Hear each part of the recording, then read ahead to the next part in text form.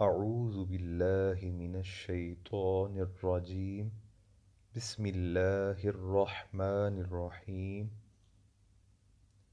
Inshallah, today we will learn our second lesson of عربی قاعدہ. آج ہم اپنے عربی قاعدے کا دوسرا سبق سیکھیں گے. ہمارا دوسرا سبق جو ہے مرکبات، جیسے آپ پڑھ رہے ہیں کہ لکھا گیا ہے تختی نمبر 2 مرکبات. مرکبات مرکب کی جمع، اور مرکب کا مطلب ہوتا ہے ایک حرف کا دوسرے حرف کے ساتھ مل جانا، اور in English it's main compounds.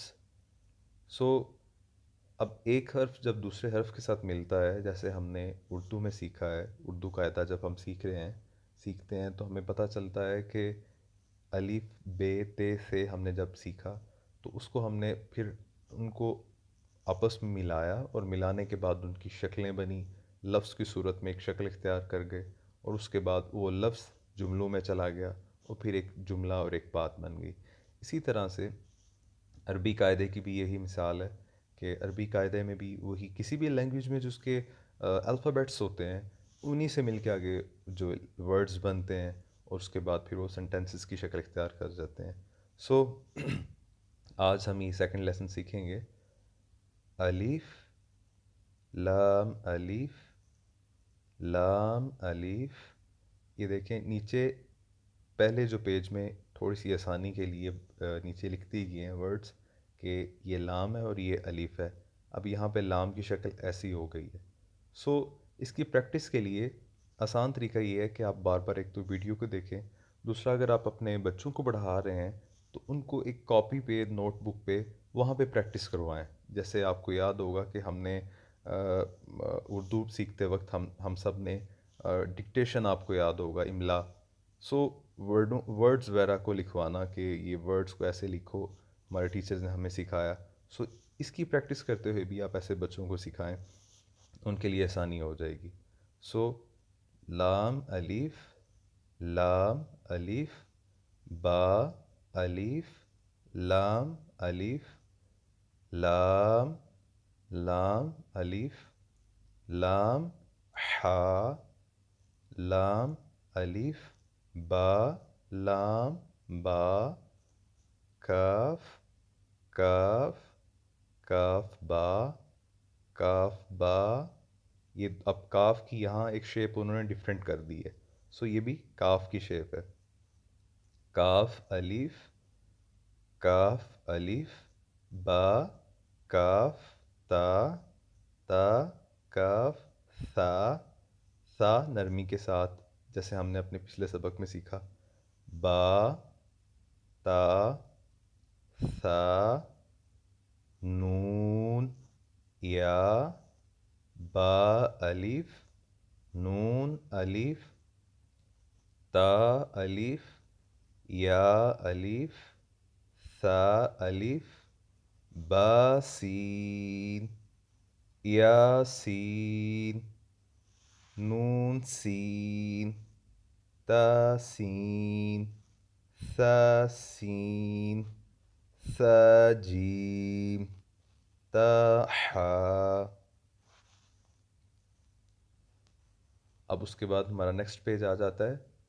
نون خا یا حا با جیم یا میم با میم نون میم تا میم ثا میم با یا. یہ اوپر با کی شکل ہو گئی، یہ ایسے، اور نیچے سے یا. با یا یہ دو یا کی شکلز آ گئیں. اس سے پہلے جو اوپر والی یہ ایک یا، اور اس کے بعد یہ چھوٹی یا جو ہم سیکھتے ہیں.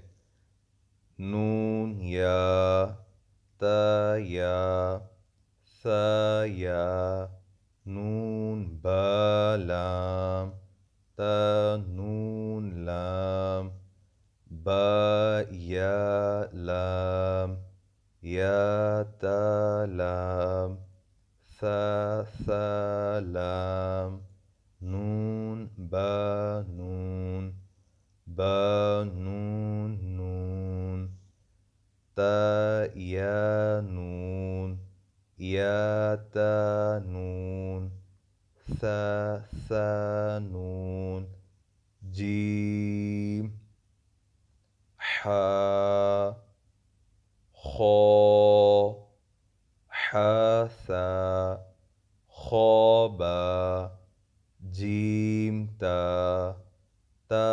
حاتا یا جیم با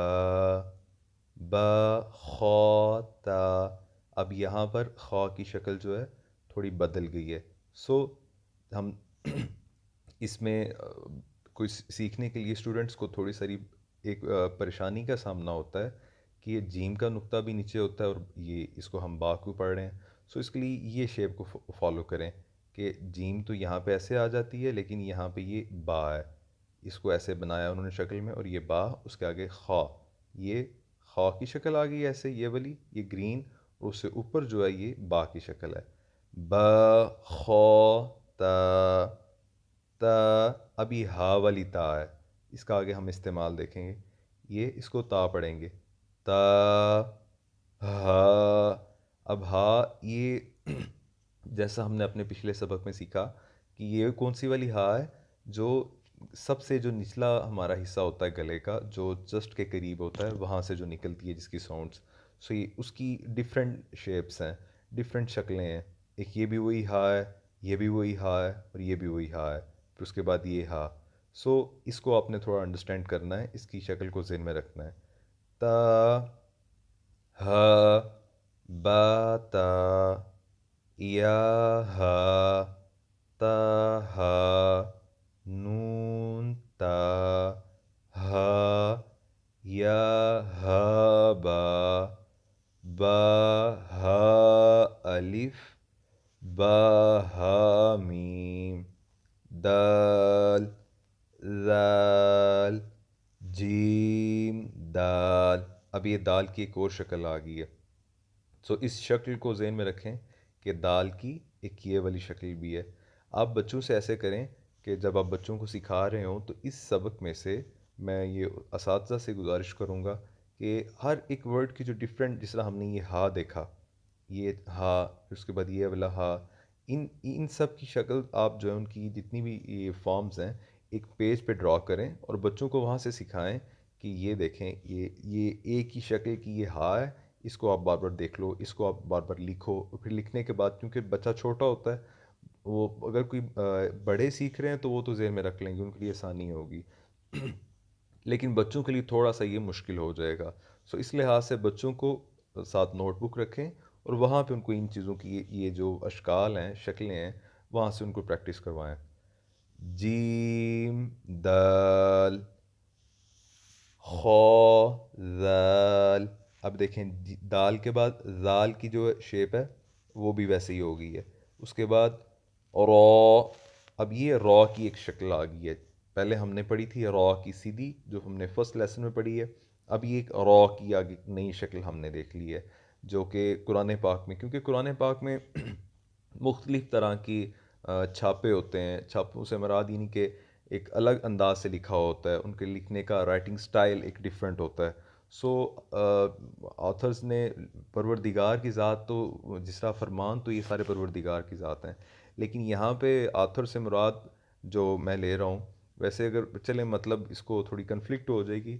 سو جو صرف حاشیہ لکھا ہے یا حاشیے کے بعد اس کے جو اندر عربک جو لکھی گئی ہے، اس کو لکھنے کے انداز کو رائٹنگ سٹائل میں جو ڈیفرنٹ لکھنے والوں نے الگ الگ انداز سے قرآن پاک کو زیادہ حسین لکھنے کے طور پر انہوں نے اپنی اپنی جو ان کے علاقے کی یا لٹریچر کے لحاظ سے انداز ہیں ان کو فالو کرتے انہوں نے اپنایا. سو ہم چونکہ اجمی ہیں، سو ہمیں اس کو سمجھنے میں تھوڑی سی مشکل پیش آتی ہے. سو اس لیسن، یہ جو ہمارا سیکنڈ لیسن ہے، یہ ہمیں آسانی سے یہ بتاتا ہے کہ یہ جو لفظ ہے اس کی شکلیں کتنی آ سکیں گی اور قرآن پاک میں اس کو کیسے کیسے پڑھا جا سکتا ہے اور وہ کس انداز سے آ سکتا ہے. سو اس لحاظ سے ہر ایک لیسن قاعدے کا بڑا امپورٹنٹ ہوتا ہے، اور دوسرا جو ہے سیکنڈ لیسن یہ زیادہ امپورٹنٹ ہے ہر لحاظ سے، باقی بھی اور بلکہ ہر ایک سبق کی کسی بھی زبان کو یا کسی بھی کام کا جو قاعدہ ہوتا ہے مین، جو فرسٹ اس کی بیس ہوتی ہے، وہ امپورٹنٹ ہوتی ہے، اور قرآن پاک کے لحاظ سے بھی یہی چیز ہے. سو را، اور اس کے بعد یہ زا سختی سے زا. اب اس کی یہ آگے دوسری شکل آ گئی ہے. آگے جیم، یہ جیم آ گئی، اور اس کے بعد را، ساتھ خو اور زا، خو زا. نیکسٹ آ جائے گا را زا. را ہم نے موٹا لفظ تھا، کیا سیکھا تھا کہ ہونٹوں کو گول کر لیں گے.